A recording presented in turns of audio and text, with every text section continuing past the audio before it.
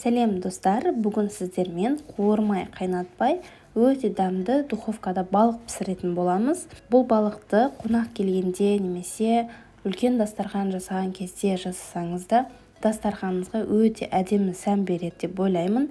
Сол себепті де сізде үйреніп алыңыз, ал ендеше кеттік. Ең алдымен балықты жақсылап тазалап аламыз. Сосын осылай бүтіндей күйінде тақтайға қойып, толықтай кеспейміз, жай арасын ғана кесіп шығамыз. Екі жағында кесу керек.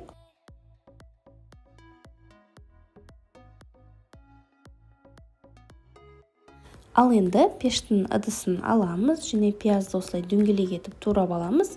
Көз мөлшермен балықтың көлеміндей жерге осылай пиязды жайып шығамыз. Үстіне енді балығымызды қоямыз. Дәміне қарай тұз себеміз. Осылай кішкене арасын ашып, тұзды себелейміз. Көп сеуіп жүрмеңіздер. Және кішкене ғана қара бұрыш себеміз. Лимонның жартысын осылай кесіп алып, соғын құямыз. Көп емес, аз-аздан ғана. Әсіресе лимонды кескен уақытта көп құйып жібермеуге тырысыңыздар, себебі балықты жеген уақытта ащы дәм беруі мүмкін. Енді осылайша балықты 5-10 минутқа қалдырамыз. Бұл уақытта біз соусымызды дайындап үлгереміз. Соусқа 3-4 қасық қаймақ немесе майонез қолдансақ та болады. Үстіне паприка қосамыз, балыққа арналған дәмдеуішті қосамыз және 2 бас сарымсақты қосамын. Мұндағы дәмдеуіштерді өз қалауыңыз бойынша қосуға болады. Чеснокты міндетті түрде өте майда етіп қосу керек. Осылай преспен немесе теркадан өткізіп қоссаңыздар болады. Енді барлығын жақсылап араластырамыз, бір қалыпты масса болғанға дейін. Духовкада пісірген уақытта балық бізде өте жұмсақ, дәмді болып шығады. Әсіресе үлкен кісілерге немесе балаларға беретін болсаңыз, осы духовкада пісіргенді кеңес берер едім.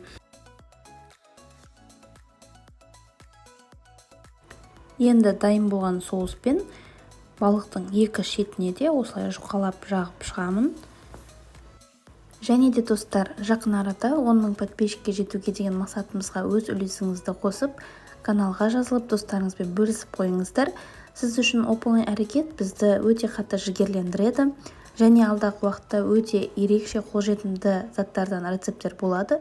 Сол рецепттерді жіберіп алмас үшін міндетті түрде каналға жазылып, қоңыраушаны басып қойыңыздар.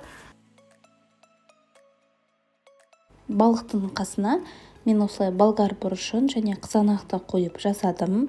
Міндетті емес, қалауларыңыз бойынша картоп қосып жасауға да болады.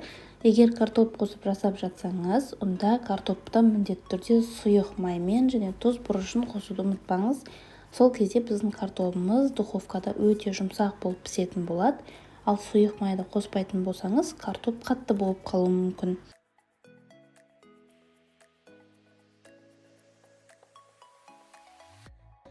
Міне осымен біздің балығымыз дайын.